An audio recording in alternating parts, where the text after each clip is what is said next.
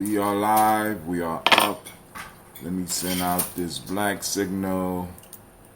Let's get the music pumping. Lord have mercy, if it ain't one thing, it's another, family. I'm trying to tell you. Let me double.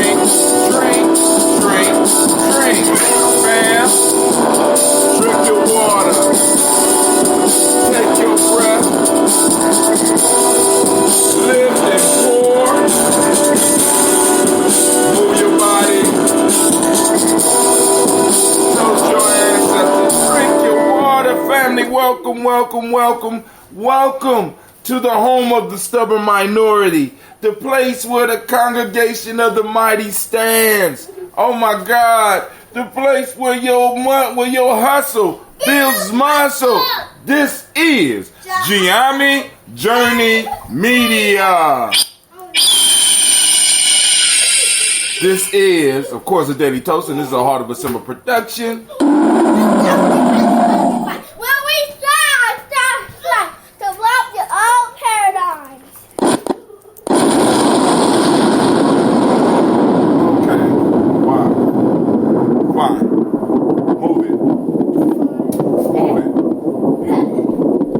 Children are excited. They went outside and there was a parade outside, and now there's candy, and of course you know there's candy wrappers going to be everywhere real soon.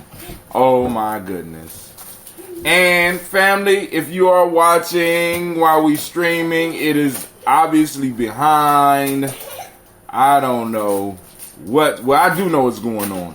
I'm trying to download and upload a lot of videos and stuff like that because I'm doing a project right now, as well as trying to finish the newsletter, and it is what it is right now. So, you know, my stuff is slow, and I'm not, there's almost nothing I could do about it. I went down and reset it, and there's nothing I could do. But as I told y'all, today is our Toast and Talk.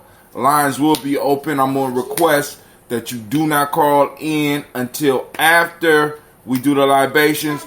Then we could talk about all of the things that y'all want to talk about. We could talk about my show on Coogee, where I was talking about the Afrocentric School, or we could talk about whatever it is that is on your mind. There's some stuff in the news. I didn't even get to check the news this morning because I was up last night trying to upload trying to upload my video and finish some video descriptions. I had my course yesterday and it went good, and I am, you know, I'm real happy with what the progress that's being made at this point in time. So I'm on the verge of launching a project, and I'm really looking forward to it. And family, I mean, everything is going good except for I'm obviously overextending my Wi-Fi.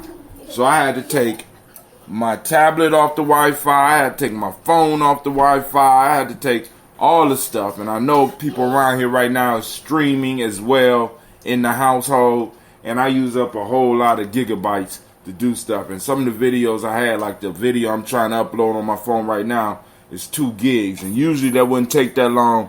But with me streaming every day and doing the stuff that I'm doing every day, I'm kind of pushing it. You know what I'm saying?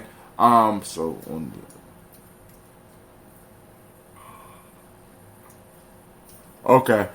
So Hootsuite is having some problems as well. So maybe it ain't just me, because there's a lot of things that are moving extremely slow. I sent out the black signal.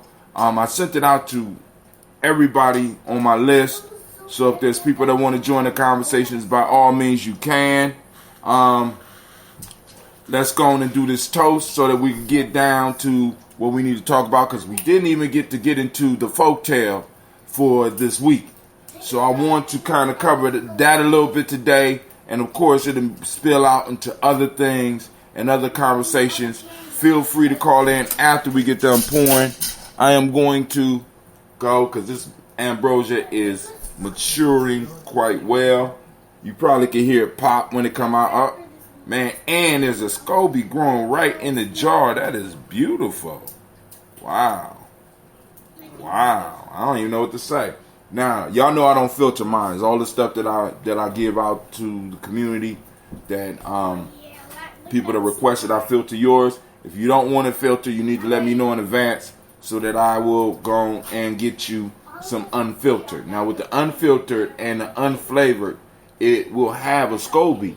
You know what I'm saying? You will be able to form a SCOBY in there and be able to start producing your own product, right? It won't be that ambrosia, but it'll be yours, right? So here's to your health. Y'all remember the rules. We start off with water. Start the day off with water. And I really haven't drunk. Ooh, I'm gonna get to eat a SCOBY today. I didn't have a chance to really drink no water. I was up and I started moving around, and my children wanted to go somewhere, and I went to, I sent Cleveland out. Then I went to go get them because the parade was a day. My children they like parades, and I'm not going to deny them that, you know. So family, here we go, getting straight into the toast. See, my children, you high on that sugar. That's why I don't like all that candy.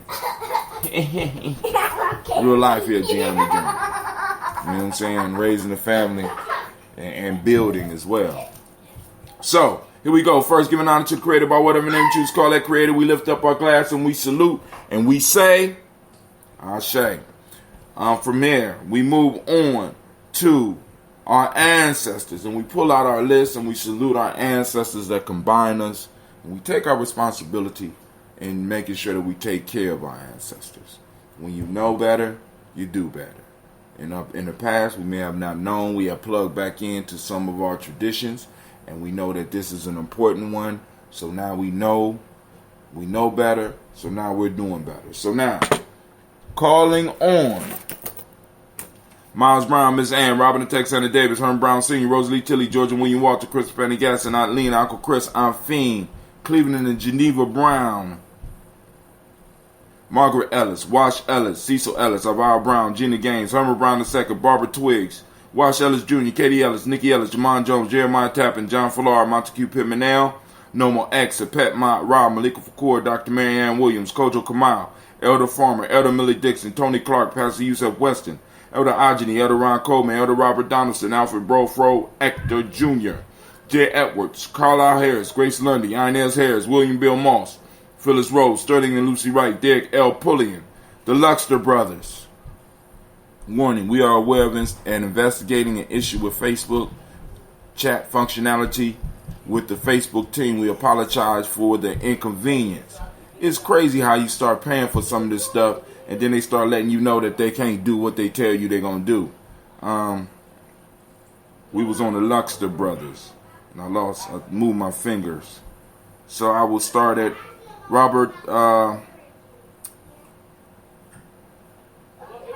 Edwards, J. Edwards, Carlisle Harris, Grace Lundy, Inez Harris, William Bill Moss, Phyllis Rose, Sterling and Lucy Wright, Derek L. Pullian, the Luxter brothers, Miss Edith Brooks Crawley, Miss Marie Nelson, Mr. Frederick Crawley Sr., Miss J. Brunson, Mr. Alonzo Johnson, Miss Marie McDowell, Janice Foster, Charles Jordan, Kel Smith, Walter Smith, Richard Triggs, Francis Johnson, Mary Franklin, Jimmy Williams, Daniel Ford, George Gibson, Nana Loretta Clark, Inez McCrae, Fritz Clark, Frankie Justice, Katie Justice, Derek Renneman, Virginia Rogers, Reverend James Smith, Louis Henderson, Calvin Spratling, Mary Elizabeth Walker, Raymond Walker Sr., Sarah Jane Carter, Michael Ford Jr., Kellen D. Russell, Susie B. Smith, Teresa Clay, Melvin Dale Hodge Jr., Herman Copeland, Mildred Copeland, Jenny Clay, Bird Beatty, Sarah Well, Levita Farmer, Aunt Gold, Sosu, Cheryl Harvey, Aunt Charmaine, Aunt Evelyn, Theolis Hasbury, Harvey Hasbury Sr., Linda Dickinson, T.C. Islam, Terrell Dunbar, Will Thomas, Sarah Berry, Mark Walsh, Merle B. Thornton, Pearl G. Thornton, Nyla Johnson, Florence M. Carter, Joanne Thornton, Erica Tricia Lewis, Juanita Wright, Robert Wright, George Wright, Mary Eliza Frederick Davis, Mary Elizabeth Rogers, May Esther Keechler Reese, Linda Watson Hammonds, Jarrell Giles Watson, Sparrow, Slimmy, Selvin Lewis, Andrew Holmes, Pearl Moore, Percy Moore Jr., Mildred Owens, Booker T. Bolden, Charlie Hunt, Sammy Stover, Hilda Pearson, Sturgeon Thornton, Richard Thornton, Lavinia Hall, Freeman Bankster, Mary Moss, Ophelia Peacock, Willie Thornton, Napoleon Kennedy, Mark Ramsey, Paul Ramsey, Matt Ramsey, David Ramsey, Charles E. Thornton, Frankie Quails, Urania Thornton, Bernice Quails, Ernestine Jackson, Frankie Johnson, Teresa Mormon, Leon Johnson, Charles Bell, Vivian Ramsey, S.C. Johnson, Dorita Johnson, Leon Johnson, James W. West Sr., James Parham, Dana Jones, Henry World, James Farmer, Mary Chavez, Leon Grace, Bessie Johnson, Hattie Levester, Mary Moreland, Paul Moreland, Elder Caleb, Rosemary Martineer, Elder Amatep Wellman, Fred Douglas Triggs Sr., Thelma Triggs, Thomas and Lula Berry, Lacey Eleanor Howe, Frank and Russell and Davis, Fred Douglas Triggs II, Vina Triggs, Reverend Eddie Moore, Helen Fuller, Eugene Jackson Sr., Richard Ellis, Silas Alexander,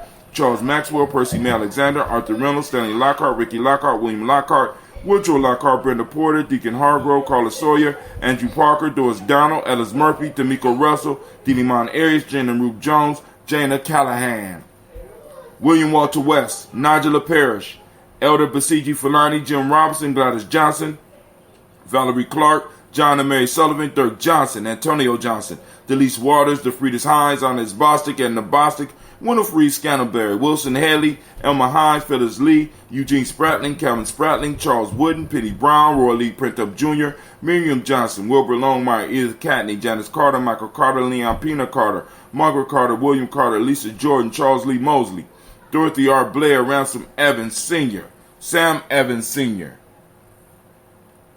Naylon Blair Sr., Edward Stevens, Sue Ann Stevens, Joe Davis, Timothy Butler, Gene Holmes, Dana Jones, Peter Charles, Christy Nichols, Cardinal Robinson, Rosemary Charles, Ada Pearl, Bob Ingalls, Jack Wallace, Warren M. Finch, Warren P. Finch, Tim Ingalls, Audrey Finch, William Billingsley Jr., Jennifer Sensenbaugh, Hazel Gaston, Jerry Brantley, Brian Watson Jr., Kaniko Parsons, Jason Cathy, Bradford, Thomas Bradley, also known as Uncle Buki, also known as Gypsy, Reverend Roosevelt Word I, Stacey Trice, Frank Smith, Mother Bertha, Michael Leonard, David Brown, Ruth Carter, June Cox, Ruth Cox, Paula Cox, Ronald Urban, Judy Hubbard, Irene Johnson, Francis Booth Jefferson, Dan Wilkerson Sr., Emma McClendon, Jerry Doyle, Amina Robinson, Mary Nichols, Patricia Williams, Shabaka Teray, Greg G2 Gibson.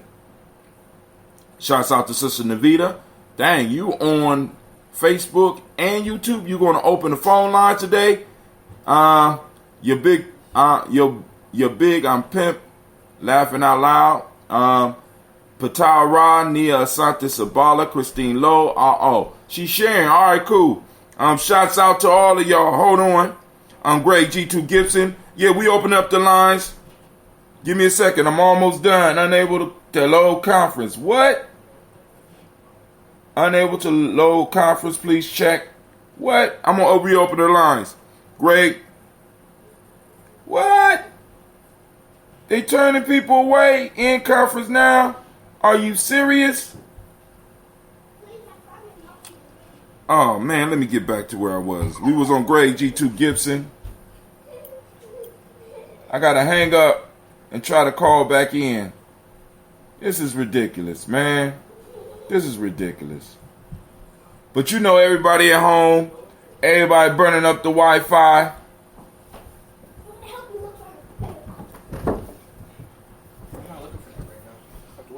We reopening the lines.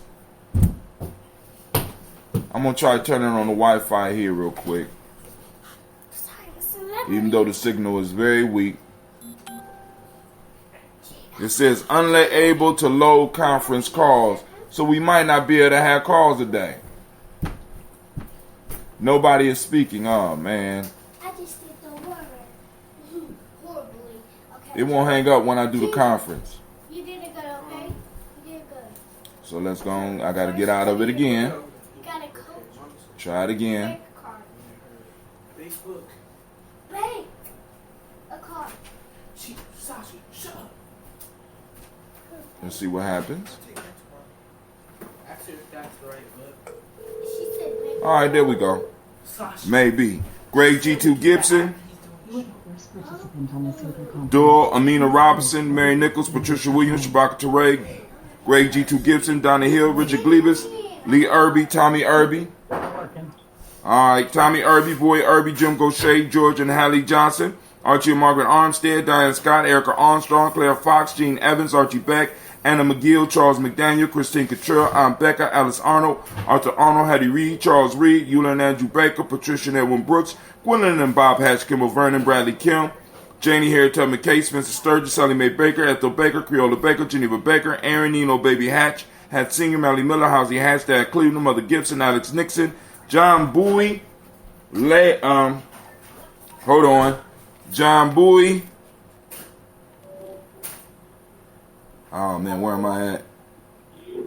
Patricia and Edwin Brooks, Gwendolyn and Bob Hatch, Kimball Vernon, Bradley Kim, Janie Harriet Tubman Case, Spencer Sturgis, Sally Mae Baker, Ethel Baker, Creola Baker, Geneva Baker, Aaron Nino Baby Hatch, Hatch Sr., Mally Miller, Housie Hatch, Dad Cleveland, Mother Gibson, Alex Nixon, John Bowie, Lester and Rachel Saunders, Doretha Ross, Riola Ross, Robert Nelson, Francis Stevenson, Leroy Stokes, Lily Johnson, Fletcher Swan, Maddie and Charlie Scott, Ida Casey, Thomas Cobra, Vivian Stevenson, Mona Ann Lewis, Cornetta Lyman Lewis, John Jackson, William Dallas Lewis, Mary Francis, Chappelle Jackson, Michael Slade, Joanne Perkins, Richard Jackson, Martha Ford Dawson, Big Mama, Nanny Harris, Eva Ford, James Harrison, Margaret Towns, Mary Williams, Leroy Q. Heath Sr., Albert Moore, Miss Vanilla, Albert Motley, Geraldine Elizabeth, Douglas Thompson, Earlton Houston, Led Oz, Elijah Alls, Jerome Alls, Henry West Staten, Joe Jamel Alls, Ann Pierce, Donald Carter, Lily Green, Nathan Green, Beth Vaughn, John Dewey, Ruth Beard, Tim Butler, Ramey Laura Newton, J.B. Foggy, Thomas Newton Sr., Baba Naeem, Jeanette Sanders, Jerry C. Sanders,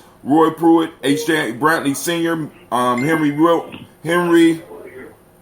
Henry Wilson, Rufus Jenkins, Minnie Wilson, Catherine Sanders, Muriel Ellis, Elizabeth Sanders, Henrietta Irby, Mildred Armstead, Margaret Armstead, Catherine Anthony, Ruby Brown, Charles Walker, Sr., Charlie Walker. Hold on, I lost my place again. Again. Really? Hold on. Moving around. Let's go to... What is going on in the background? Mary Williams, Leroy Q. Heath Sr., Albert Moore, Miss Vanilla, Albert Motley, Geraldine Elizabeth, Douglas Thompson, Earlington Houston, Led Alls, Elijah Alls, Jerome Alls, Henry West Staten, Joe Jamel Alls, Ann Pierce, Donald Carter, Lily Green, Nathan Green, Beth Vaughn, John Dewey, Ruth Beard, Tim Butler, Ramey Laura Newton, J.B. Foggy, Thomas Newton Sr., Baba Naeem, Jeanette Sanders, Jerry C. Sanders, Roy Pruitt, H.J. Brantley Sr., Henry Wilson, Rufus Jenkins, Minnie Wilson, Catherine Sanders, Muriel Ellis, Elizabeth Sanders, Henrietta Irby, Mildred Armstead, Margaret Armstead, Captain Anthony Ruth Brown, Charles Walker Sr., Charlie Walker, Cecil Russell, Diane Urban, Haroon Phillips, William Ford, Margaret Logan, Phyllis Barnett, Lee Urban Sr., Michael Urban, Ozella Watson, Hugo Watson, John Caldwell Sr., Robbie Lee Caldwell, Nevaeh Mitchell, Ron McCormick Sr., Sabrina Easley, Rashawn Easy, Javea McCormick, Barbara Ann Reed, Dorothy Ann Reed, John Reed, Shekamaha Reed Jr., John Reed Jr., Patricia Reed, Edward R. Benson Sr., Ethel H. McNair, Lois Fernandez, Jacqueline Lois Fernandez, Jacqueline Broadus, Reginald Oliver, Mazarine Crawford, George Swan, Edmonia Grayson, Charles Scott, Charles A. Scott, Michael Morgan, Charlene Morgan, Sybil Edwards McNabb, Annie Ferguson, William Ferguson, Shelby McClendon. And on to the Black Book, Joella Giles, James Carswell, Roberta Adams, also known as Aunt Sis, Elder Shaka McNair, Anthony Brown, Jonathan Ford, Lottie Gaucher, Cousin Tony, Michael Johnson, James Jimmy Johnson, Barbara Shang Lewis, Ronald Shelton Jr., Damian Top, Westina Banks, Joseph Bingham, Quincy, Mama, Aunt Lady, Abraham Isaac Cunda, Aunt Barbara Lewis, Renee Johnson, Joy, Ryan Ross Riggins, Jermonte Marcus Price, Ness Words, Marshawn McHale, Demetrius Beard, Herb Jefferson, Ralph Mickens, Eric Walker, Quasi Sample, Candace Simmons, Severin Clayton, Leonard Jones, Sade Garner, Melvin Scott Sr., Elder Clarence Lumpkin, Elizabeth Johnson, Frank Smith, Stacy Trice, Denise Gore, Nathaniel Hassan Turner, Khalid Isin, also known as Nigel Turner. Somebody posting up some good stuff up on the Gye-Nyame Journey timeline. I see a speech by Frederick Douglass, orated by Ozzie Davis. Khalid Isin, Nigel Turner, Demetrius Lewis Flint, Alberta Woods, Geneva Simmons, Daniel Tilley, Angeline Gant, Sharifa, Oscar Kane, Audrey Gripper, Dominique Nichols, Ruth Elaine Johnson, Teresa Sambu, Aunt Maxine, Uncle James, Henry Monger III, and I have a special request, Urania Thornton. All right, so we have completed naming all of our ancestors in our tribe. We lift up our glass and we salute each and every last one of them. And we say, Ashe. From their family, where do we go? Of course, we go to the present moment. Right now, we are on Ujamaa.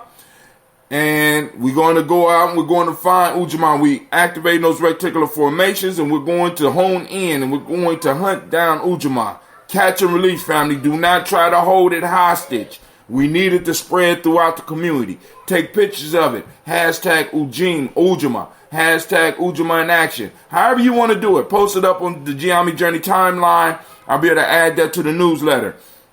At least next month.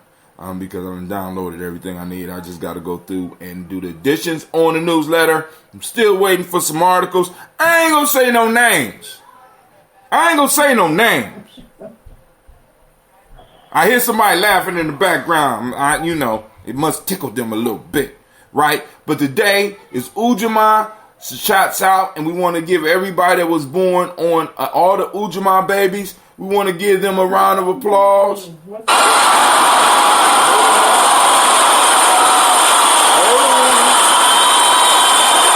almost done with the toast. Lines will be open after the toast. Uja my babies. And for those that don't know, Gye-Nyame means cooperative economics. The mnemonic principle today is reciprocity. Very appropriate. The M7 of the day is gratitude. The color is green, as you can see with the Gye-Nyame symbol on my chest. Polarity is the Hermetic law. Male name is Yah, and female name is Yah. We got 2 female Yahs. Shouts out to them. One of them is upstairs, making a lot of noise. Miss Sasha Mosh. All right. So we raise up our glass to this present moment in which all our power lies. Where we have to get busy, family, so that we could go and build upon the legacy that our ancestors left us, and leave a nice little jump off point for the future generations. We are in that soft spot in the universe right now. We are in that power spot right now. So family, let's make it happen. And we raise our glass and we say Ashe. From there we toast our children's children on to infinity, and we say Ashe. From there, family, we move on to all of our relations and we say Ashe. From all of our relations, you know where we go from here? It's that selfish toast. What is it that you need in the moment? Go ahead, think about it. Come on. Say it. Say it out loud. Ashe. And from there, family, last but not least. What's a bean? Last but not least. I will answer that in a second. Last but not least, I want to toast the most magnificent, beautiful, uplifting, inspiring, the most motivated person in the room right now. You know who that is? That's It's you. you. That's right. I toast you, and we say Ashe. Ashe. Ashe. Ashe. Family, I wish you peace, power, joy, and 100 years. Let's go and get this show up and running.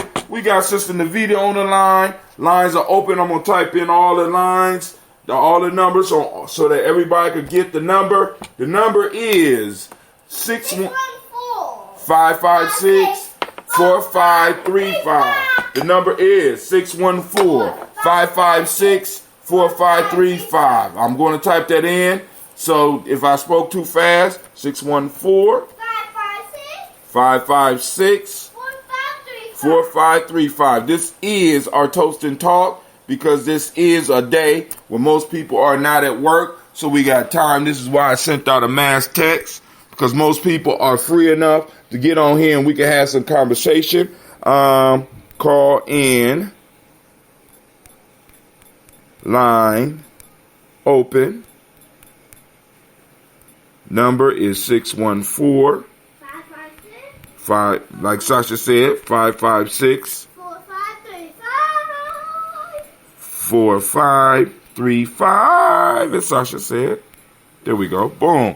You don't need anything to get on. Just call in and your call will be accepted. Because you're the best. Because, Sasha said, because you are the best. And I agree. All right, I say. So we got Sister Navita on the line. Obviously, it's something on your mind because you're calling in awful early today. What's going on, Sister Navita? Break it down for us.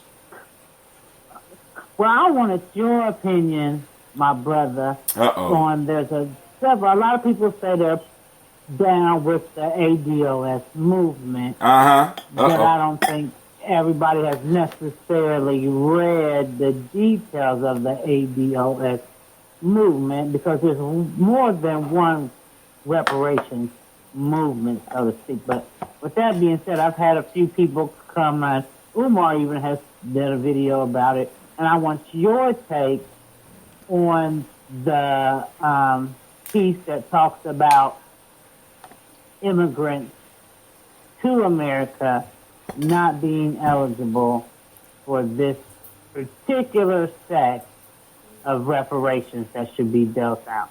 What's your opinion on that? So now, when we look at the term ADOS, ADOS means American Descendants of Slavery. So, in order for us to be able to actually have a legitimate case, we have to deal with American descendants of the institution of slavery, which means that everybody that was here prior to 1960. Now, immigrants would not count because they are coming from a different country and they have a claim in that country. Like, for example, a lot of our Caribbean brothers and sisters need to be getting on board the CARICOM movement that is going on right now, where the Caribbean states, Caribbean countries are moving towards reparation. Our African brothers and sisters need to be involved with what's going on in some of the African countries, as well as in the EU, where they are talking about reparations for those countries. We in America have a specific claim against the American government. Now, what I'm having a problem with is I got all these big thinkers that's coming into the argument talking about how it's a whole unified thing and we are suing white supremacy. No, we're not suing white supremacy, because white supremacy always has a way to hide and has different mechanisms. We have a specific claim against the United States of America, and it's easy to determine who we are. Now, and I don't understand how my Pan-African family cannot understand how this would benefit them. See, because we got individuals who are coming out against the ADOS movements with false arguments, with nonsensical arguments. You know what I'm saying? Like we all of a sudden Go ahead, I'm sorry. I said right, because for one, because I had this discussion even with my sister, the ADOS piece as far as the eliminating the immigrants, like you said, we are dealing with what was due to us in this country, that I can't, they need to take up their case. If they're in Haiti, they need to take up that case in Haiti. Right. If you're in Cuba, you need to take up that case with the Cuban government. But I keep getting some people who keep telling me that I am causing division within the black movement. The reparation. And if we all can't get it, then none of us should, which I do not feel that way. And you shouldn't. See, because your family has a specific claim, has specific damages as a result of them being in America. Now, what's going on is we have these knuckleheads and these foolish individuals who are going around saying that we're all black. We all the same. We all family. And we know that shit's not true. We know that shit. We want it to be true. The whole Pan-African idea is a dream. You know what I'm saying? Because the whole piece is, family, we've been over here 400 years and nobody from the continent has ever came over here and tried to get us back. As a matter of fact, they might not even allow some of us to immigrate into their countries. If we wanted to immigrate, it'd be very hard for some of us to immigrate. You know why? Because they don't allow broke motherfuckers to immigrate. And the reason we are broke is because of where we are and what we've been through. So stop bullshitting. So we got several reparations movement, but it's only one that put reparations on the stage right now, and that's the AOS movement. And Cobra, all them other ones, they did not put this in the mouth of people running for president in the Democratic Party. It was these young people. And like I said before, I'd be damned if I let some old fuckers come up into the mix and try to fuck some shit up for some young people who are doing some real work. It's not going to happen. Now, I don't understand how the Caribbean family, how the African family can't see how American black people getting reparations would benefit the total movement. Everything we do affects the world. Everything we do. And the only time people talk about there's an issue with us, you know what I'm saying? We didn't say that when Ghana went for their liberation that they was causing problems in the issue. We ain't saying that when CARICOM start asking for their stuff that they're causing problems in the movement. It's only when we ask for it. And it's because we have been acting and allowing ourselves to be the cannon fodder for everybody else. And it's time for that shit to stop. We're the only race that does that. Huh? We're the only race that thinks, in my opinion, that does that. No, Navita, we got to be clear on that. We're the only group. Because within black folks, there is some black groups that don't do that shit. African ADOS have allowed ourselves to be the footstool for everybody to come in this country and step on us and move up to the next level. And we've been cool with it.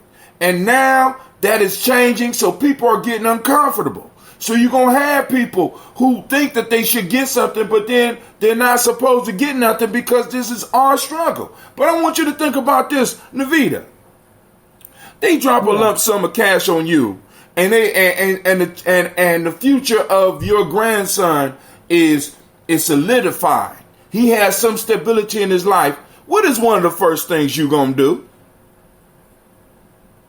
And make sure that holds true for my grandson. All right, your grandson is straight. You got a little bit of money. He got money in his account. He could live the American life. What's one of the things that you gonna do?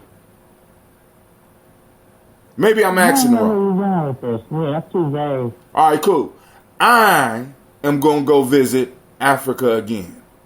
I'm gonna take some of the money that I got, and I'm going to other black countries, and I'm going to spend my money, which will stimulate the economy. I'm going to go over there and hook up with some... You know, I'm doing that already when I get Exactly!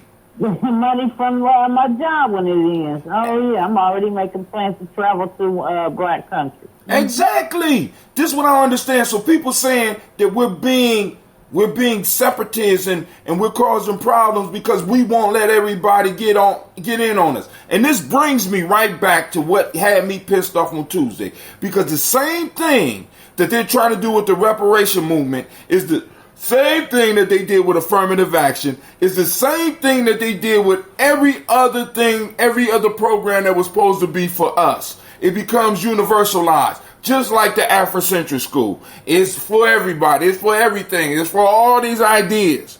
When the original piece, it was supposed to be for us. And now we came and used the building to do a black celebration, to have a black movie. You know why? Because it's too black and it's too strong. And I'm sick of being represented by some black weak motherfuckers. Some motherfuckers that, you know what I'm saying? They believe that they are dark-skinned white people. And that shit has to end in Columbus. We got another call from 614-783. Who is it? And how are you doing? Hello? Hi, yes. Hi, Mr. Alona. How you doing, Elder? I'm good. Life is good. Just listening. Hey, Mama Alona. Hi, Sister Navita. How you doing? Nation builder? I'm doing well. Did you hear Jay Edwards' name today? Did you make it on time to hear Jay Edwards? Did I do what? Yes. Do you have somebody else you need me to add? I have a sister that passed in November. I need to get you her name. Cool. In your time. In your time. You know what I'm saying? Because I give people time to go and do that. But you know, like I said, we gotta lift up those loved ones around us. But are you calling in just to listen, or you calling in because you had something you wanted to share? No, I'm calling in to listen. I feel good about where we are with reparations. People have been fighting for that for a while. Right. The next generation taking over the move to fight for it. That's good. We just constantly need to keep pushing this. We got to keep pushing it. We got to keep pushing it because like I said, we do not, when you start really looking at the numbers and the tale that the numbers are telling, it becomes frightening, family. After having the conversation that I had on Coogee, I had to get off the show because I started tearing up, and I didn't want to do that in front of my family because it's when you start really looking at what's going on with us, it's horrible. You understand what I'm saying? It's horrible, and many of us are living in some type of illusion that allows us to believe that we are where we're supposed to be. And one of the things that I keep going back to, because like for years, I tell people, man, I was really into the motivational speaking and working hard, and I'm still doing that stuff. And you getting up, you got to get up early. You got to get up before your competition. And I've been doing that my whole goddamn life. And I could not figure out why when I'm listening to these people, the shit couldn't click, but then it finally hit me in my 50s. They weren't talking to you. Because a lot of these motivational thinkers, especially the first ones, couldn't understand how, if they're keeping a segment of the population down like they was keeping us down, how is it that you as a white man don't have no money? They weren't talking to us. We need a whole nother type of talk. We need to plug back into the culture. We need to get people plugged back into the culture and get people on code, on principle, so that we can start doing what we need to do.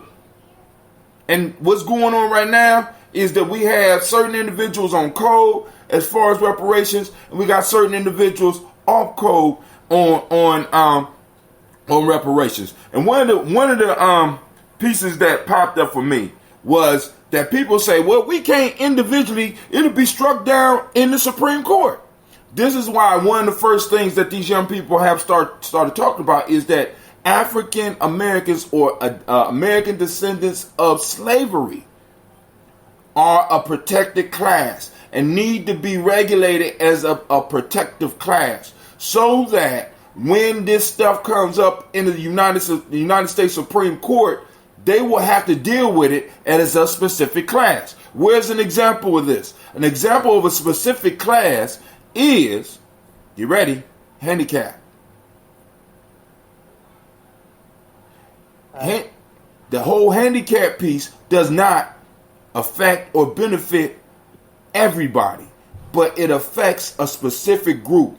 There were certain wrongs done to them, and there were certain things that need to be put in place so that they can participate within the society in the way that they are, in the way that they are, in the ways that they can't. We need to make accommodations for them.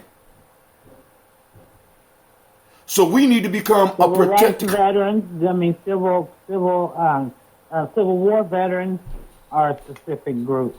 Civil War veterans. 9/11 people. 9/11. Are a specific group. And their descendants, and they are now going before whatever they need to go before, asking for more money for 9/11 victims and their descendants.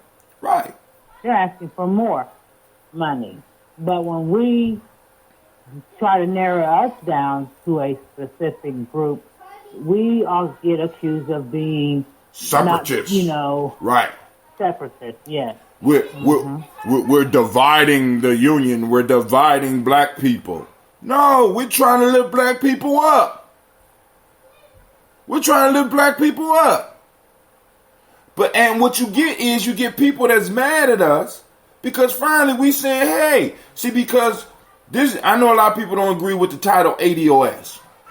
And I understand it because I was mad at it for a long time too. But what it did was it put in the equation a specific term that fits us perfectly. As uncomfortable as it is, it fits us perfectly. And it allows us, it removes some of the shit from my eyes so I can be like, well, goddamn.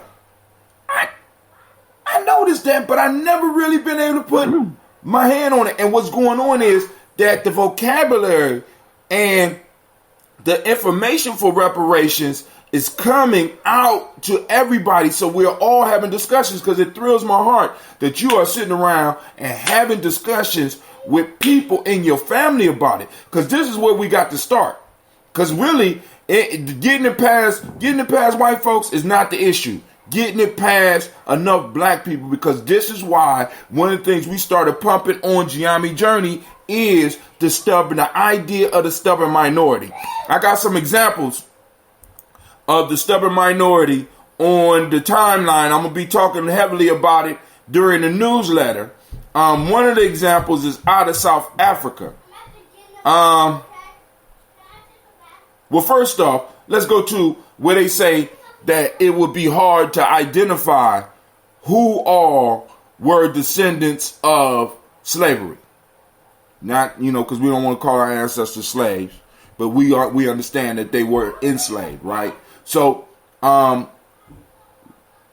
it's hard to determine that. Let me break it down. It would be easier to determine who are descendants of slavery than it would be to get Donald Trump's tax forms. Period. It would be easier. How, Brother Hatim? Because when you look before 1965, if we go back and we look at the census before 1965, we already know that before 1965, they wasn't letting black folks into this country. And if they were, it was very, very rare. Very, very rare.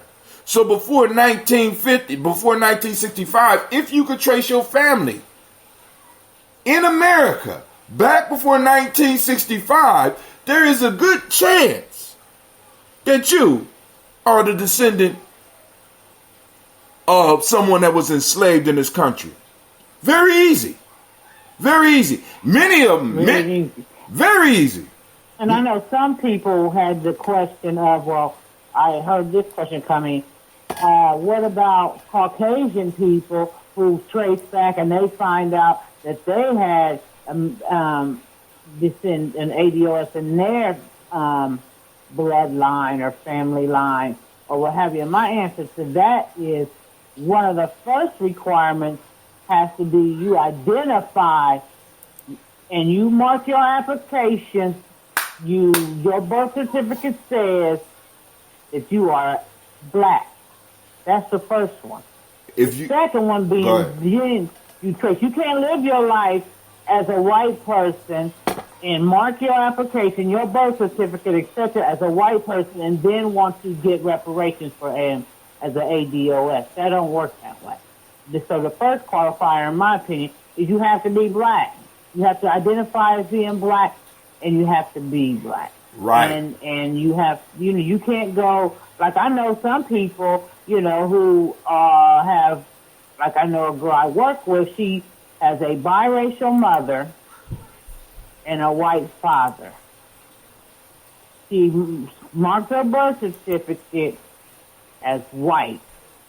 So, baby, you're white. You don't meet the first requirement. You're right. See, now, also, I can't remember the economist's name. I think it's Darity. He's coming out with a book later on this year. But one of the requirements that he put down was that for everybody that's applying, especially older people, in the census and in all of your federal paperwork, you have done exactly what you said 10 years back. So we ain't gotten you understand what I'm saying? 10 years back.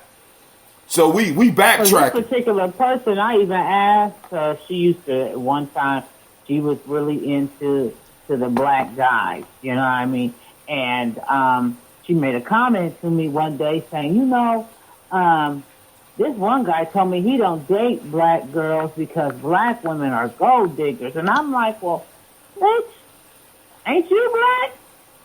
And she looked at me, and we might here work in the lunchroom around other people. And I said, aren't you black? And she just looked. I said, well, what did you put on your job application when you applied here? And she said, well, I'm white. I marked white.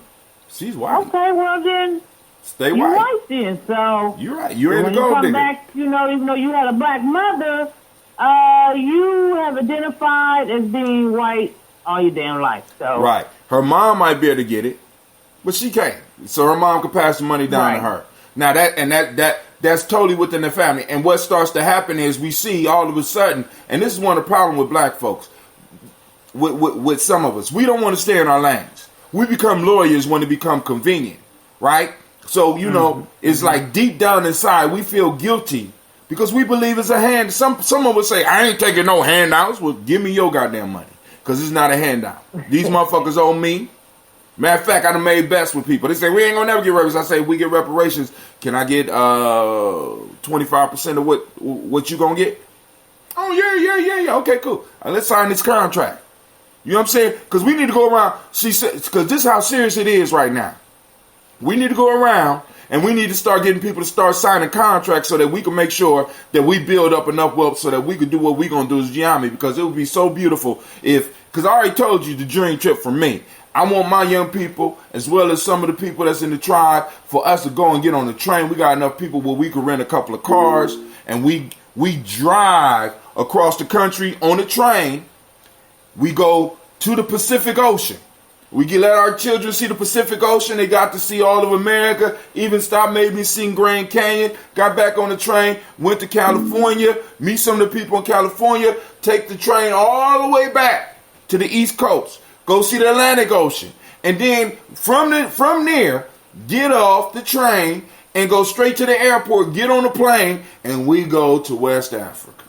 You got some callers. It sounds like your phone going crazy. Well, that might be that either that's Sister Kim or that's Sasha and Gina playing on the damn phone. So it is what it is. You know, I got them some little phones and they got Wi-Fi, so they burning up my Wi-Fi, so I can't do what I'm supposed to do. But hey, it is what it is. You gotta love them.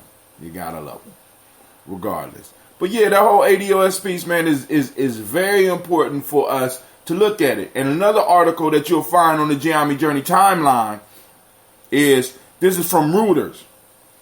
Rich get richer, everyone else not so much in the record U.S. expansion. People are paying $3 million for Babe Ruth's jersey. You know what I'm saying? But yet, none of us are really seeing an improvement in our lifestyle. They say that the market is very bullish, but a lot of us are not seeing it. A lot of these companies are making big money or selling themselves to other companies for large amounts of money and giving us pennies. Nobody is getting raises, and if we get raises, it's just enough to keep us, you know what I'm saying, keep it possible for us to get back and forth to work. And we got individuals in this country that are becoming ridiculously rich. We have trillion-dollar companies. I want y'all to think about this.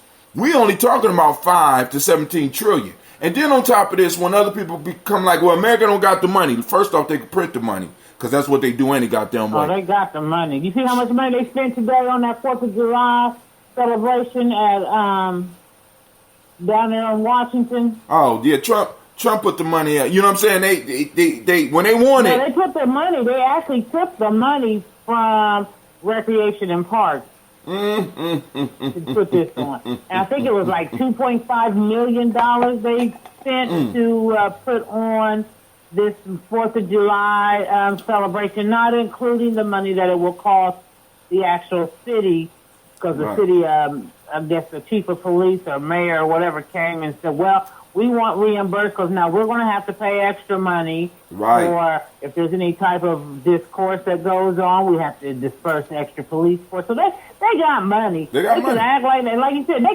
can print this shit. I don't understand the big deal. They can print this shit. And they confiscated enough drug money, they probably got involved to contribute. You know what I'm saying? Up that shit. Now, but this the other piece too.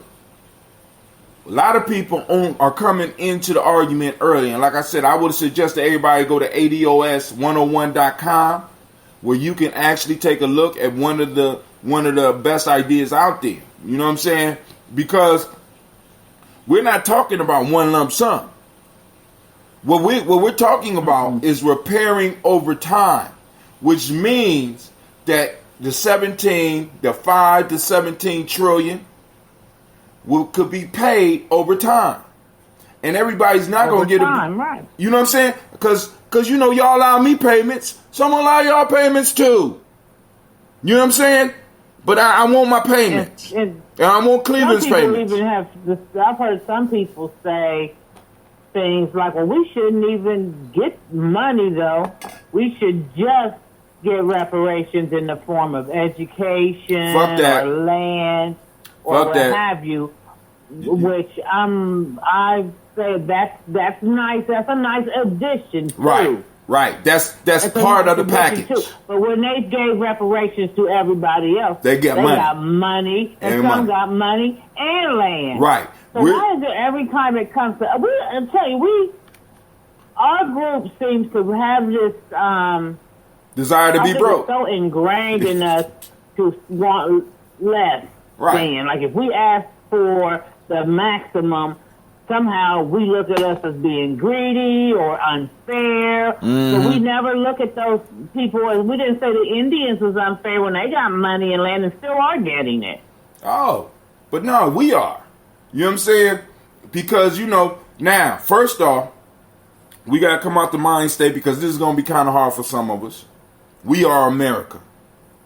And a lot of people don't understand what I mean when I say that, because family, if you come from the Caribbean islands, you go back. If you come from Africa, you go back. My question to a majority of my listeners, you want to go home, where the fuck you going?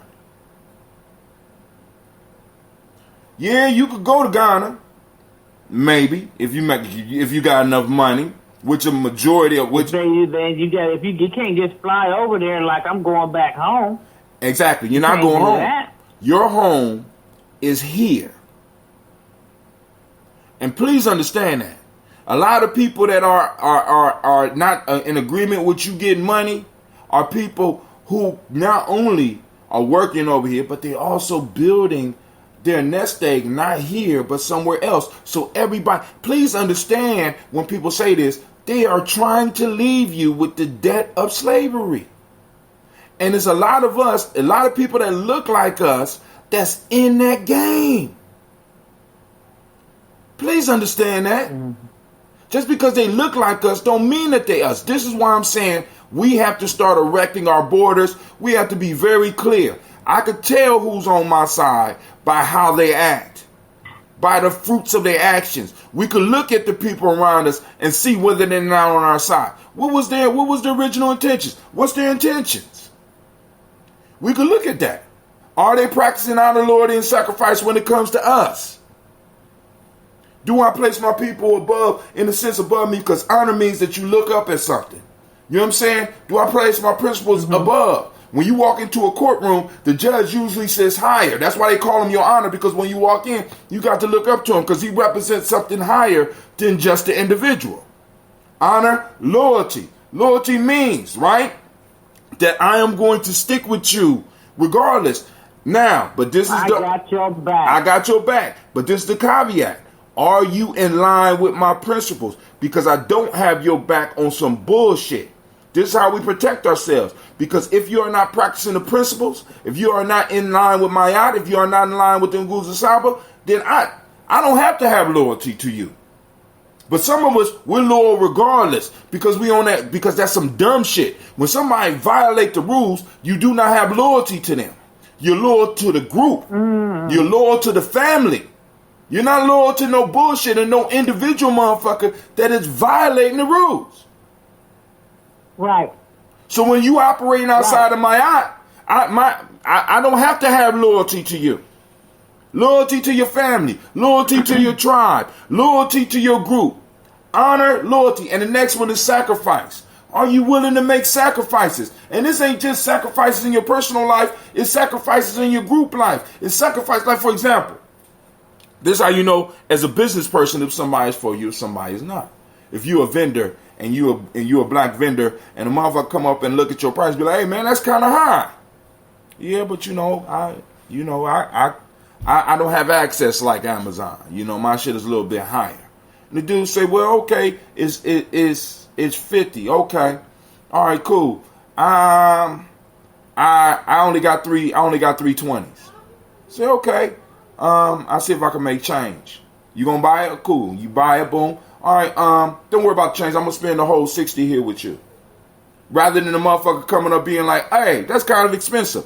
Why don't you give it to me for 35? I ain't got you. Boom, boom, boom. They keep on moving. They don't even try. You know what I'm saying? They don't understand, don't care. In sacrifice, we got to understand that sacrifice hurts. So this means that if we're going to make a come up economically, we understand that when we purchase stuff from each other, that the prices are going to be higher. Why? Because we don't have access like a lot of these companies. So when I go and buy black soap, I have to understand that when I'm buying black soap, I am in support of not only my people over here, but it extends all the way to the continent. Hopefully. When I go to the sister and she makes her own soap at home, I'm not pressed about how much it costs because I got to buy soap any goddamn way. I spend a couple extra pennies. Okay, that's less tobacco that I could take this week. God damn it! Come on now, loyalty, sacrifice, loyalty. Like honor. Right now, I will not. I refuse to buy any collard greens or kale or anything of that nature from the grocery store anymore. All my greens will come from Urban Gems. And that's just how I roll. That's sacrifice. If I gotta wait for the mall, wait for the mall. This is Alona. I did the same thing, Navita. I didn't even plant greens. I planted a whole bunch of other stuff. But I said, I'll get my greens this summer from the young people. You can just make that commitment. Honor and a commitment is a sacrifice. And many of us don't believe that we have to make it. Not realizing that when we buying from those other stores, those people that created that stuff in some form or fashion made a sacrifice for their group. And then we're making a sacrifice. So what we're doing is our money goes to what we worship. And what you usually worship is what you make sacrifices for. I worship black people. As crazy as that might sound to some of y'all. I love black people. I worship, you know what I'm saying? That black people as a group is the closest that I could come to the divine being in his life. When we work in harmonious together, that's the closest thing that I can come to God and see it. Sometimes it brings tears to my eyes. Like when I took that picture, when I took that picture of Kwame out there and he got two young people sitting at his feet. I mean, literally sitting at his feet. Not because he asked, because they enjoyed his company and they was learning and they was outside in nature, enjoying the sun and up there having a powerful conversation about mathematical concepts. Sacrifice, honor, loyalty, they smell it on them. They smell it on them. So they want to be around that. But many of us, we're fake with this whole conscious shit. We like halfway awake. Not realizing that, you know, our dollars go to what we support. Our dollars are, in a sense, the things that we use to show our dedication in these days and times. And when we don't show the dedication, what we do is we go out and we fund that motherfuckers that are against us. We give them more money. This is why I keep on, I mean, it's so simple. You know what I'm saying? But it's like, we want to make it complicated. So we'll come up with terms like even like, for example, not even understanding how even talking against reparations is a form of treason.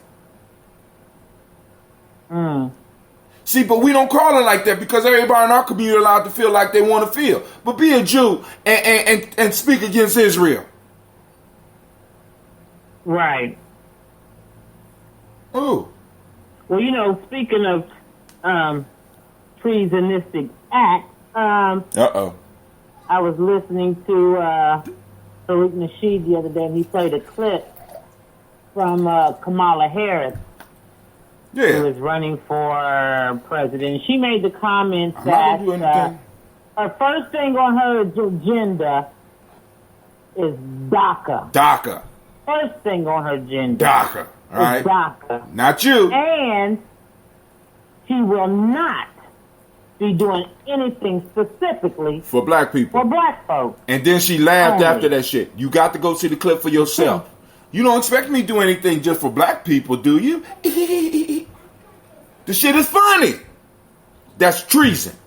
Bitch, that's treason. You understand what I'm saying? And if you commit treason against America, they got the right to shoot you. They sure do. Commit treason and you connected in the Italian community. Go ahead. Commit treason. I dare you. Commit treason in the Chinese community. Hell, commit treason in the Indian community. Speak out against your people. Go ahead. And what's the term? some of those cultures, if they don't kill you, they'll excommunicate your ass. Hell yeah. They'll excommunicate you and your whole family. We used to be like that. We gave, one of the things that we did that was a little bit different than other people, we gave people the right of dissension. We gave groups. So if you ain't agree with what's going on, you go out and you can start your own shit because we have plenty of land around us. Boom, boom. You know, your business don't interfere with my business. Go on and do your own thing. But in America, we ain't got room like that. We ain't got time like that. We ain't got space like that. We can't afford for a young Puerto Rican person to be allowed to represent us because he looked like us and go up there and talk against reparations. And he's supposed to be able to walk around in near our communities without somebody putting their fist in his motherfucking face? No.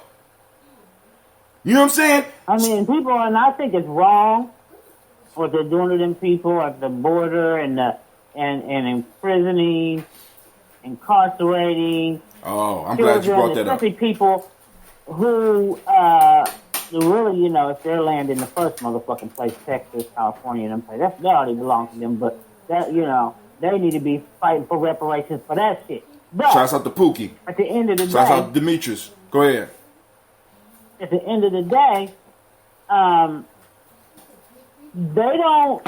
None shouts of out the to immigrants. Anthony. I don't see those same groups coming out against us, for us against them. And when it comes to us being slaughtered in the streets by the police officers, when it comes to any of our plights in the United States, I don't see these groups that have specific names coming forward and saying you on time, brother. That we are standing with the ADOS movement. We are standing with, the brutality against, African Americans, and they don't stand with us in large numbers like that. Yeah, Navita. I'm saying them there, but I don't see them in the large numbers. I don't have no couch, Anthony. When I see these rallies for things like DACA and LGBTQ, LMNOP, I don't see that. Now, hey, and we have to understand, because you said something key, because you said not in large numbers. Because what happens is you have a small group that is conscientious and think like us, and it's like we vibe together, and they will stand with us. But as a group, see, because one of the things, I don't know if y'all remember the scene in Malcolm X movie where the white girl said, "What can I do to help with the movement?" He said, "Go talk to your people." Right. Oh, we got some people in here talking about a couch auction. Okay, Pookie, Biscuit, and Anthony Dart. My kids they're excited for the new couch. So I'm about to block some people because we got some clowning going on, but that's cool. All right. So, they are on Facebook. I got to figure out. So either y'all going to fall in line or y'all about to get down or lay down. There's no couch for sale here. But anyway, but it's good because this means the signal getting out that we're having a serious conversation. So those family that's out there that's on some serious shit, go on, like and share so we could drown out Pookie and Anthony. Yeah, it come with throw pillows, and it also come with a 9mm as well. A couple of bullets. But hey. So what are you talking about? You reading this in the comments? It's in the comments right now. All right. I'm serious. I'm serious as can be. I'm serious as can be. I'm serious as can be. It's popping up. And I don't know how they getting past everybody. They getting past everybody. I'm on YouTube. I'm not looking I'm on my phone right now. It's on Facebook. I need to see. I need to be able to get so see when we start having serious conversations like this, what starts to happen is that we start irritating the others because they don't want us to be clear thinking. They don't want us to be able to have conversations like this. Why? Because it's America and we all equal, but the whole fact of the matter is, family, the only reason that some of y'all out there are able to even have Wi-Fi is the fact that America has held us down so damn long. Because if you really had to compete on your skill on your skill level, Pookie, as you named yourself, you wouldn't even be able to afford Wi-Fi because you're no competition.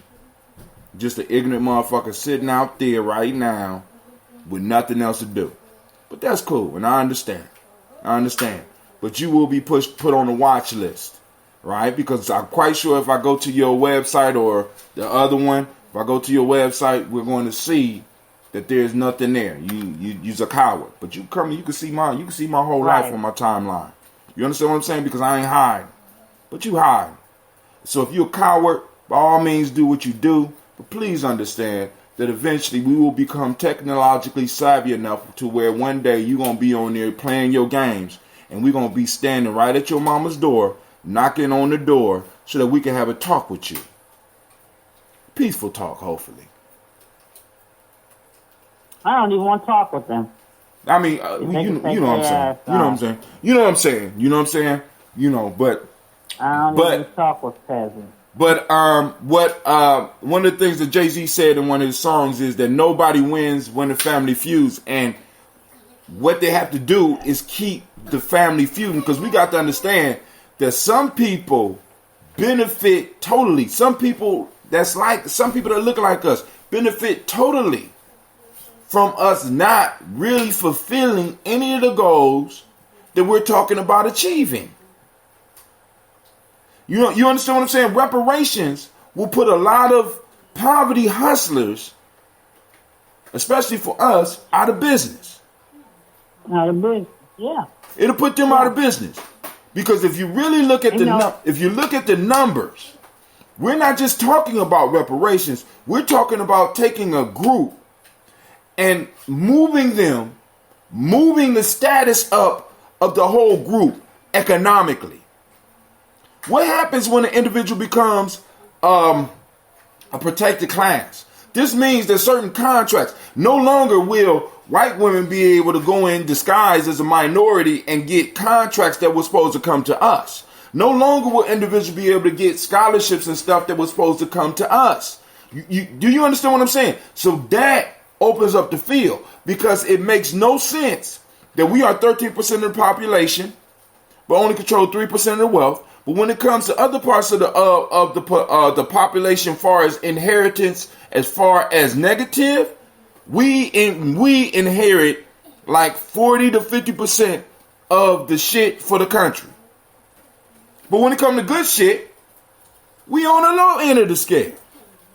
Makes no goddamn sense. If we 13% of the population, in some form or fashion, we should have between 10 and 15% of the country's wealth. And the only reason we don't... 5% also be incarcerated. And that's what I'm saying. I think a lot of people need to realize that this mass incarceration thing that is going on within the United States is a big problem. And then it's slavery, and they're not going to want to let it go. And we need to bust that up as well, because that shit is real. And the numbers of these falsely imprisoned people are in the prisons, and they're making this like this a $1 billion industry. That's right. We are due to things like mass incarceration, early death, and homosexuality. The dating pool for black women has greatly decreased. They are taking our men, and now they're even increasing and taking our women, but they have really been taking our men out of the pool for families, to create families. We don't have, and so either the woman is either going to practice polygamy, be single, or a lesbian. Right. So it's coming to that because of the numbers that we're losing our males in the black community. Right. And one of the pieces that, and like, for example, for those that troll, see, they don't want that to happen because, you know, some of the families that are supporting some of these individuals that's just able to get up on the internet and troll motherfuckers work in some of these prisons that have about 85% population of black people in these little small wild towns. So they're able to sit around and troll because their daddy has been able to work there for a long time. You understand what I'm saying? So they have been able to build up wealth. And all we're saying is move out our way so that we can have an opportunity to build wealth up as well. We have been denied, we have been robbed, we have been stolen from, like I just went over, and people need to, and people really forget this in the discussion when it comes to black communities and black people doing, we have always, in many ways, tried to mind our own business and built up our own stuff. And I get really sick in my stomach when people be sitting around talking about it like we have it. These motherfuckers come up with creative ways to always destroy it. We just talked about last Kuumba was the anniversary of the Highway and Defense Act, where these highways, if you look at where these highways went, every last one of us was affected by these expressways, even though we use them every day. They go right, they went right, and they curve. If you look at how they curve, they're curving around white popular areas and going right through the city, right through black neighborhoods. That's why Mount Vernon died. When you look up, when you go downtown and you go to Main Library and you see the mural of how Mount Vernon used to be, and you see the old pictures of how Mount Vernon used to be, look at the time when it died. Look at the time when it died. In any of our cities, in every city where there's, in a sense, a so-called black slum, where people used to talk about our neighborhood used to be different, look at where the expressway is. And then look at where the interbelts go through as well. We got to be very clear. There is a strategic and a specific actions to stop us from being able to come together and congregate in peace and do business. Yep. Specific. And many of us play right into it. And many of us still play right into it when we come with false arguments. Well, you ain't gonna be able to tell who did what, and we assisted in killing the Native Americans too, and you want a handout. That's all you want, and come on, Dexter. And I can't even understand that even being a handout, because a debt is due. A debt is due. And, even though some people will say, well, we'll never get reparations, then, first of all, let's just get them to admit on paper that the debt is due. Because that's what this hearing is about. They have to admit that the debt is due. Because once they admit the debt is due, that means the debt has to be paid. Exactly. But my piece is I need to stall y'all out. You know how they did us with the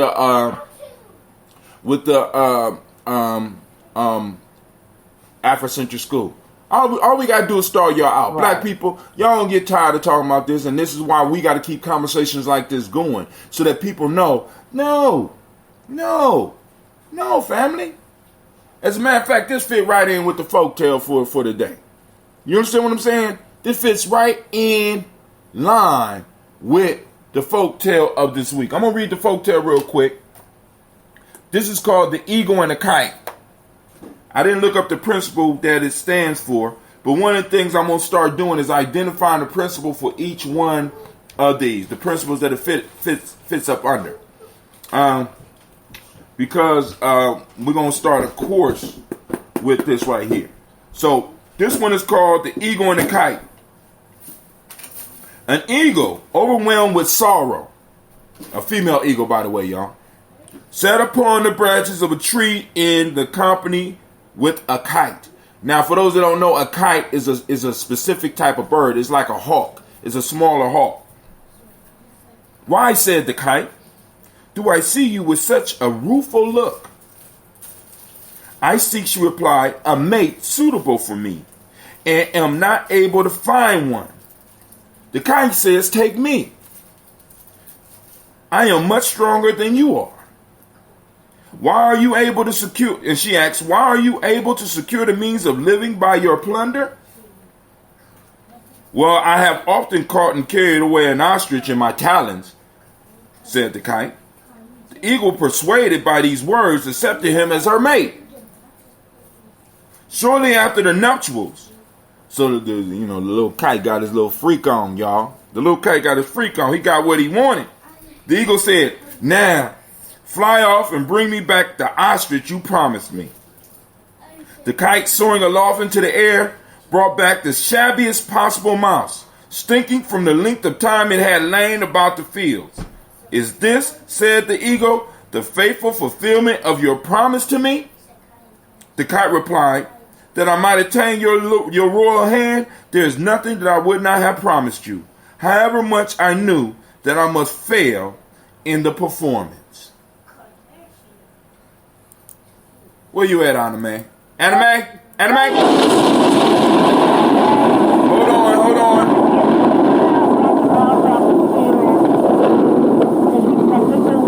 Hold on. Hold on. We got thunder rolling.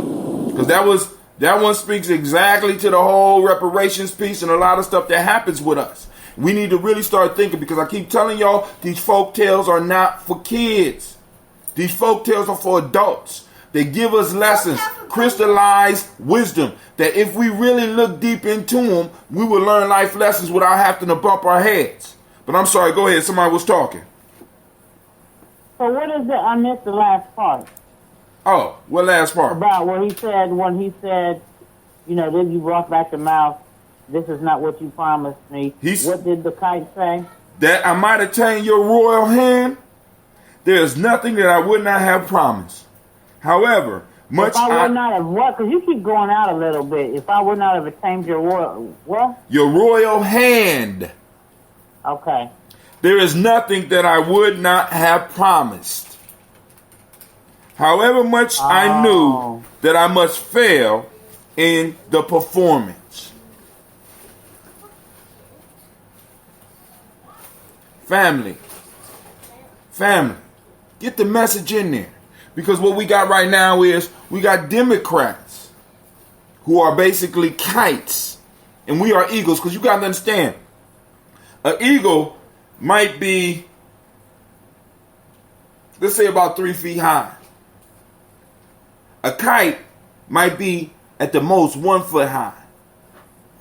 The kite noticed that this single woman, all the men have been killed for their feathers. All of them have been in prison, because we just talked about an eagle being in prison in a folktale maybe 2 weeks ago. All of them being in prison. He wanted the hand of this royal eagle. He needed this eagle in his life. He didn't need it. He wanted her. So he promised her whatever he could. Y'all want to talk about reparations? Let's talk about reparations, girl. We can talk about reparations. We as a people, we're being finessed and being romanced. And we got to make sure that motherfuckers are able to deliver before the nuptials are even come up, before we even declare the nuptials, before we even let the freaking go on. We got to be able to get it. Everybody should know that. Ladies, hopefully you already know that if you give it up before you get what you want, nobody do that. Right. My fault, black folks do. I'm sorry. Black folks do. Right. We have always done it. We're going to vote for you first, and then you're going to give it. No. Nigga, what guarantee do we have? Are we asking for too much? Right. Are we asking for too much for guarantee? This is why in traditional societies, when individuals were being married, a dowry was paid. You got to show us that right. you're gonna be able to really do all the stuff that you're talking about. You say you love her, but do you have the financial wherewithal to take care of her or him, however it went? This is where that comes from. You know, a lot of stuff we say is archaic and old-fashioned, but a lot of stuff we may need to go revisit and find a way to modernize it or something. You say you want to get married, but love don't support you. Just like with us in politics. Love and promises don't support you in politics. Don't love and well, you know. Go ahead. Before we leave, I know we've been on for a while. On the politics piece, I know Tariq has had this movement, if you will, for a couple years now, about you don't vote for somebody that doesn't have your interest in mind. And if that means you don't vote, then that means you don't vote. And that's something I noticed in our community is hard to grasp. What do you think about the Hold Your Vote campaign? Now, if it's part of a Hold Your Vote campaign, and it's part of a campaign, I'm with it. If it's just on some lazy shit, and you agree with it because you don't vote any goddamn way, I'm guilty. You know what I'm saying? No. I go out and vote every now and then. But I'm making a more conscientious effort to get involved with politics, especially after what happened to us, and especially after what I said, what we need to do as Gye-Nyame between now and 2023. So I have to be a conscientious voter. Now, the Hold Your Vote campaign is usually on the national level. Locally, we can make a lot of changes to make it a lot easier for stuff to happen on a national level. So when it comes to the Hold Your Vote campaign, local elections are very important. Oh man, local elections are more important really than the national elections. So that's where you're most effective. That's where you're most effective. That's where we are able to like, for example, what would the world say if the Columbus City Council was the first city to recognize and make a resolution for the reparations movement?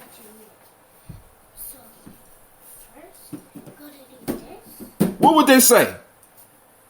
You see what I'm saying? Well, it would start other places to. That's what typically happens. Other places begin to recognize that, and before you know it, it is on a national level. Oh, it's already on a national level. But because what I'm saying is, we can do that. It is very possible. It hasn't been passed on a national level. It's been talked about on a national level. Well, actually, it has not been passed on a national level. That was a hearing before the hearing. That wasn't even an official hearing. That shit was what we got to understand is, and this is what they get us with. That was symbolism. So now that all right, black folks, we done held a conversation about it. Y'all done had your opportunity. You had Danny Glover tell his story. What the hell more do you want? You don't actually expect us to pay, do you? You don't expect us to do anything specifically for black people, do you? And see, that's where the Hold Your Vote campaign, which is what I've termed it, comes in, because a lot of black people are loyal to a party, specifically the Democratic Party. They have had a loyalty to that party no matter what the hell they do. And that party cannot win without the black vote. Right. Now, if they will get tired of losing. And that's when you talk about that sacrifice piece, which I don't really see how much of a sacrifice it is, because we ain't never been getting anything anyway. Right. But if let them lose enough where they have to address us specifically. They address everybody else specifically, and I don't even understand how people, even our own black people, like, well, you can't expect them to do something for just black people, but why not? Exactly. And those are the type of questions we have not had in those conversations, because many of us would just shy away from the conversation because you kind of got a point. But then when you look at and you're able to point out, well, look, they did this for the LGBTQ community. They did this for the Hispanic and Latino community. They did this for the Native American community. They did this for the Japanese community. They're doing this for the Jewish community. You know what I'm saying? Hold on. They did this for the quote-unquote Native American community. Right. When we say we want this for the black community, shit, they did for the white community. Oh, man. Shit. All the time. They just don't call it that, but they do shit that benefits their race as a whole all the time. Why is it that when we ask for it, even with our own people, we get this pushback? Like, well, you can't expect them to do something for just black people. Why not? They've been doing shit for just white people for fucking years. But you know, Sister Navita, you know why they could do that? And you know why they could get indignant and ask that question? You know, you really want to know why? Because they must not know their history. I don't know. Because they can. It's very comfortable for you to be black and speak against black. This is why President Obama could go as a president and talk to a bunch of graduates from a historical black college as if these is niggas in the street fucking and having babies, shooting and selling drugs. Talking to them about responsibility. When this is the population that needs the less discussion about possibilities and more about what opportunities are out there for them and what they should do to be able to move to the next level. Individuals who ain't making excuses and who ain't blaming nobody, but out here trying to get this money so that they can pay these goddamn loans back to pay back these motherfucking tuitions. What you need to be talking about is how you going to help them with that. It's acceptable for you to be able to come to our community and do that shit. And until we start checking people that do shit like that, they're always gonna do it. So it's easy for your Uncle Jonathan or whatever his name is to come back at you and like, y'all want a handout and blah blah blah, until he start feeling stupid.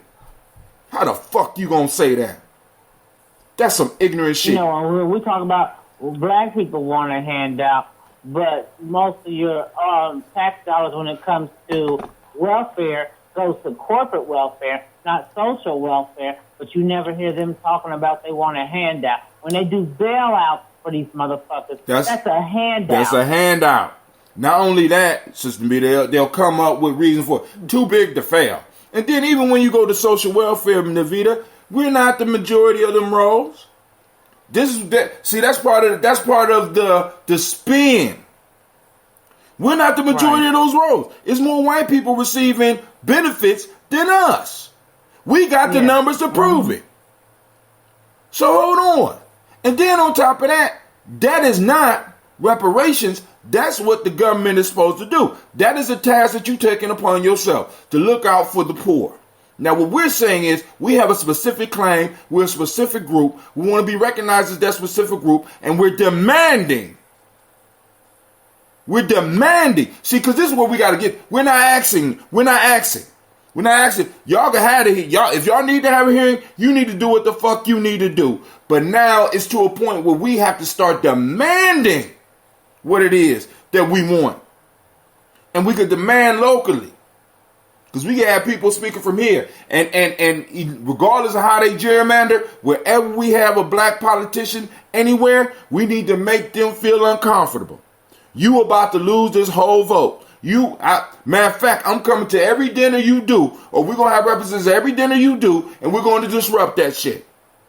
Until either you get in line or you are removed. Because the old Negro thing, we done with it. We done with it. There's no more room for it. None. Because like I said, when you look at what your children will be facing, when I lay down and close my eyes to die, I want to make sure there is something here for my children. So I work hard every day and I'm out here and I'm doing all this. But I know that the way the system is set up, they're going to take everything. So I need to make sure my children have the protections of government, have the protection of tribe, so that they know what is supposed to come to them, what's theirs, and they can't be cheated anymore. And all that was cheated from their ancestors need to be returned to them. So when my son want to go and visit his people in Ghana, he could do that. God damn it. That's not too much to ask. One more thing I want to say as far as the political realm is concerned and the guilt associated with not voting under the premise of our ancestors died for the right to vote. I would like the people to consider this thought, and that is that they died for you to have that right to vote, and that vote with a purpose. You had a right to vote, which means, you also have a right to not vote. And I don't think our ancestors would approve of us voting frivolously, because that's something that they fought and some may have even died for. So for you just to give it away frivolously with no reciprocity in it, to me, it's a greater disrespect than not voting at all. Mm-hmm. giving it away like bubble gum. Like it don't matter. Like it don't matter. We don't have to have nothing in return.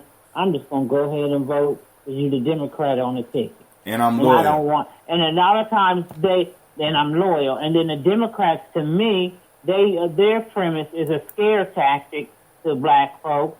Well, if you vote Republican, so Republicans are racist, and they're not going to be doing anything in your interest. So it's going to be worse for you if you vote for Republicans. They don't do it on a premise, promote on a premise of this is what we can do for you. They promote on a premise of if you vote for them or if you don't vote for us, this is what will happen to you. Not all coming to the table of this is what we can do for you. And we need to get away from that scare tactic voting. Oh, yeah. Yeah, fear is a major piece. So, Donald Trump gonna make it back in office, and if Trump make it back in office, it's gonna be worse for us. Well, I mean, can it get worse? I'm just asking. I don't even see no difference from 6 years ago in my life since he's been in office. What difference has he done for me? I mean, that's made my life so horrible. Right. I mean, yeah, it brought racists out the closet. I will say that it did bring racists out the closet. I got a few on my timeline right now. I'm about to find out who they are. I got a few on my timeline right now. Individuals living in their mama's basement. That's cool. I don't, I do mine. Because I really, this really get on my nerves. So, in a minute, we're gonna be migrating off of Facebook to other platforms so that, like I said, when the family posts up, we can be able to monitor the foolishness. So, and when we get, like I said, I can't listen on the phone and go see the comments because the video plays. So it'll be you talking and the video playing in my ear. So I can't even look at the comments at the time while I'm on. Right, it's cool. Don't worry about it. Don't worry about it. I'm going to go in and I'm going to handle them. So I'm going to get off of here, though. I hope to see you today. Is that correct? Yeah. Yeah, I'm going to get some stuff together. Give me a call later on. Let's correspond that. And I will talk to you later. All right. All right, peace. Peace.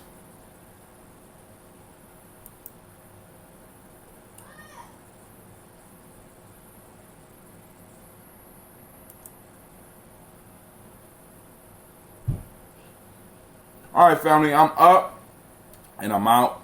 Thank you for tuning in, taking the time to join us on here on Gye-Nyame Journey Media. We out. Great conversation.